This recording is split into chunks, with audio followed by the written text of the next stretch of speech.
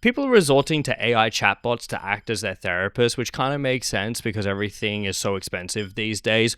Also, people are just afraid to talk to each other. But as time goes on and our attention spans continue to shrink, it's harder to come up with more solutions to these modern day problems that we have. But today, I think I have the solution for that. What's going on, party people? How are you all doing? And yes, today I am solving your problems, but only by reading the headlines. But before we get any further, press subscribe, because for every subscriber we get, another YouTuber out there stops resorting to Reddit to come up with ideas for their videos. A lot of YouTubers are making videos on the subreddit, Am I the Arsehole? And I want to do that, but sometimes reading these descriptions, it takes too long. And honestly, I don't think we really care about these problems that much.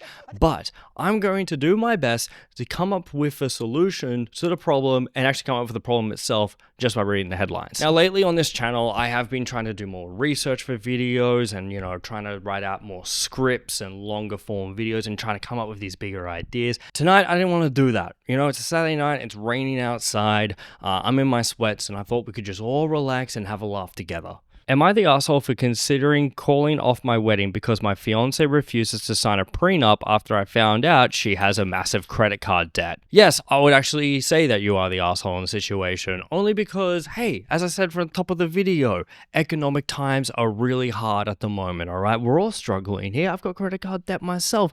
I think this is how you solve the financial crisis. Because if billionaires aren't going to pay their taxes, we just have to go for the billionaires' kids and marry them and hope that through the divorce, we will be financially free. Also, it takes years to pay off a credit card. If you could just pretend to like a rich person with no personality just for a few years to write out the wedding and then the divorce and get the payout, I think that's a pretty smart move if you're asking me. That was not financial advice. Am I the asshole for opening up to my son's therapist about his mother's affair in front of her? No, I would not call you the asshole. This is called growth, Sometimes you learn about family secrets when it's too late, and there's no easy way to learn about family secrets and family trauma itself. Sometimes you gotta rip that band-aid off, and sometimes it happens in a therapy appointment. Are you destroying your kids' trust for the rest of their life? Yeah, probably, but are you teaching them a valuable lesson in the meantime? I would say so. I think eventually we all have to face some kind of family trauma, and there's no easy way to go about it. And I think in a therapy office, that's probably the safest place to do it because, you have like a mediator, you have like the referee on the side calling the shots, making sure no punches are being thrown. I think that's a pretty fair deal. Am I the asshole for refusing to give my boyfriend children because he won't marry me? No, you are definitely not the asshole in this situation. Sorry, this is dude coded to the core, right? A wedding, I'm married. I've gone through the whole process of a wedding.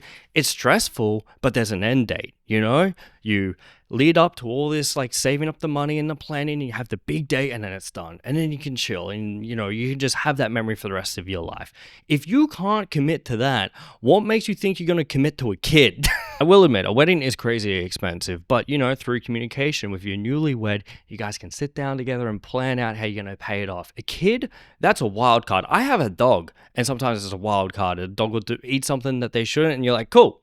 There's like $1,000 vet bill that I wasn't expecting. What makes you think that you're going to be able to handle a kid if you can't commit to a very well-planned day? Am I the asshole for not selling my neighbor a thrifted rocking chair I just bought? I'm down the middle with this one.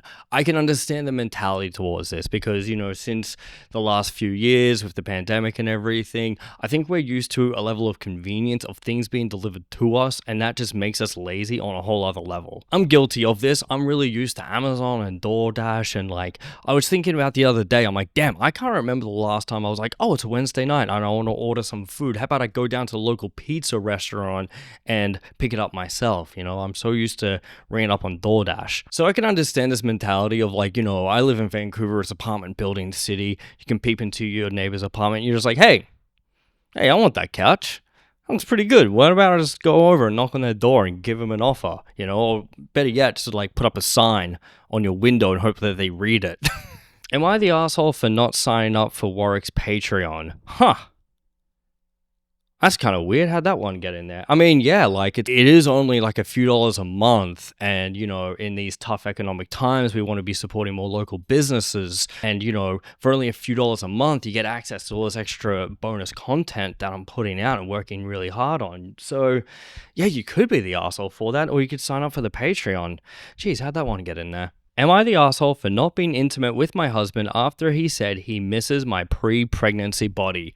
Wow.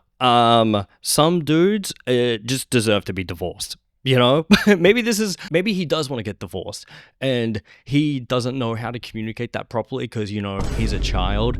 So he just says some crazy shit like this. But, yeah, you're definitely not the asshole in here. And honestly, get yourself a better husband. Jesus fuck Christ. Honestly, if you are a dude out there and you think that's going to be an appropriate thing to say to your wife after she just went through 9 months of carrying this child, birthing it, and now you have to live with raising this child for the rest of your life, if you think about that whole situation and you think in your mind, you know what, I'm just going to say, hey, I miss it when you were a little few pounds lighter.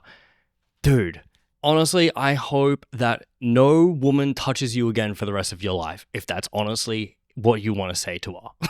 Jesus. Am I the asshole for deciding to bury my husband with his late wife and young daughter? Now, this one was really funny because, again, I'm just reading the headlines for this. So when I first read this, I honestly thought the daughter was still alive and they were like, hey, I need to get all the inheritance here. So, I need to put her in the casket as well and, 6 feet under and I can sail off into the sunset, kind of like that dude in White Lotus. Oh, sorry if I spoiled a major plot point over the last few seasons, catch up with you. But I just found it really funny that, that was the image that she was still alive and she was like, hey, I need to get rid of this dead weight here so I can pocket all the inheritance myself. I was actually talking to a comedy friend of mine the other day and we're talking about how, a lot of boomers are dying off now. A lot of big inheritances are being passed down to the kids.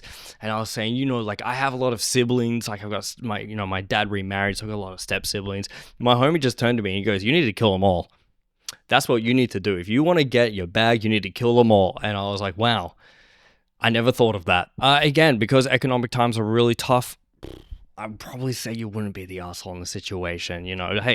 Hey, don't tell anyone that I said that, okay? I know I'm posting this on the internet for the world to see, but don't tell anyone I said that. Am I the asshole for not picking up my sister from the airport because she called my car embarrassing?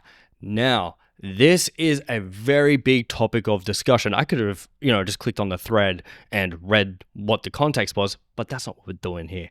I want to know what the embarrassing car is, okay? I feel like embarrassing cars are on a spectrum. I feel like on one side of the spectrum, it's a Kia Soul, and then on the other side, it's a Cybertruck, if you get what I'm saying. And in between there is a whole landscape of cars where you can associate which level of embarrassing that it is. Now, the real question is, what car does your sister drive? Okay, I feel like this is now a John Mulaney episode where he asks callers at the end, what car do they drive? Okay, it's like a litmus test. Got to figure out where you sit in the scale of being embarrassing. I have been thinking about this lately because of, the whole Tesla situation. Here in Vancouver, every Uber is a Tesla. And it's kind of unavoidable. I can't hit cancel because they're going to charge me, okay? And I feel like I'm just going to keep hitting cancel and I'll be in severe debt. And then I thought to myself, well, maybe I'll just get a cab from now on, go back to the old school days. The cabs here are also Teslas. You see my problem here now? There's just embarrassing cars everywhere that I go. I would much rather a Kia Soul pick me up than a Tesla. Am I the asshole for telling my boyfriend his body hair looks terrible when he tried to shame me for having a bush? Again, some dudes out there I feel like they just want to never touch a woman again. Don't throw rocks in glass houses. My wife just said that off camera. Like, what is wrong with you, dude? It's funny because I feel like in this modern era of like men, these tough, strong dudes, they do stuff that just makes them look like the biggest snowflakes possible. And this is one of those situations, right? They're like these macho warrior guys. They talk a big game and then they rizz up a girl, take her pants off at the end of the night and see some hair and they're just like, ugh. Ew, that's gross. What is wrong with you, man? Also, I did notice that you deleted your Reddit account. Don't do that again, okay? 2025, we're empowering women here. Say that shit with your chest and your bush. No, you're not an asshole. And honestly, your boyfriend's body hair probably does look like shit. You know, I feel like a lot of men out there don't do a good job of like grooming their body hair. All right, that's the best I've got to do because I'm losing it up here. I got to take the care of everything else down there. You know, you get what I'm saying? Am I the asshole for distancing myself emotionally because of my partner's blind trust in spiritual leaders?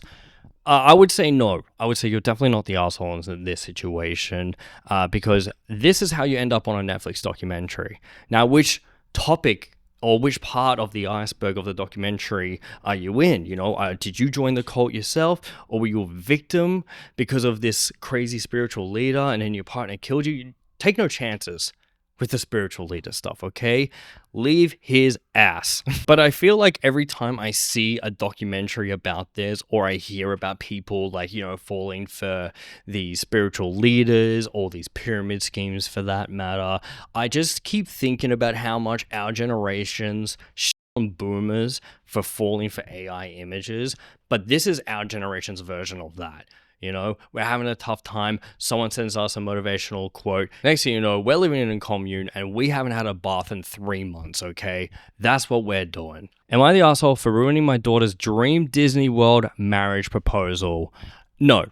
I don't want to yuck anyone's yum, okay? I feel like my marriage proposal was just in the back garden. It was really low key, you know. I wasn't even wearing proper footwear on my proposal, which is a funny little thing that I used to go back to, okay? I don't want to yuck anyone's yum, but I will do it for this. You're a grown-ass woman, okay? Your mom is probably trying to save your life here and be like, hey, this Disney shit, it's gotta stop. Grow up. See a therapist. I feel like it's kind of messed up that you have that level of fandom when it comes to Disney that you would want it to be a part of such like a pinnacle part of your life when you probably know maybe in 20 years time you're not going to give a shit about it that much. All right, grow up a little bit. You know, I know that you want to heal your inner child and you're trying to escape that family trauma of hearing about your mother's affair. But please go see a therapist. Anyways, I think that's enough about solving people's problems. I had a lot of fun with this. I've just been riffing the entire time that my wife has been getting ready to go out and enjoy her Saturday evening while I yap it at the camera. Am I the asshole for that? Let me know in the comments below. Anyways, like, comment, subscribe. Thanks for watching. See you in the next one. Bye-bye.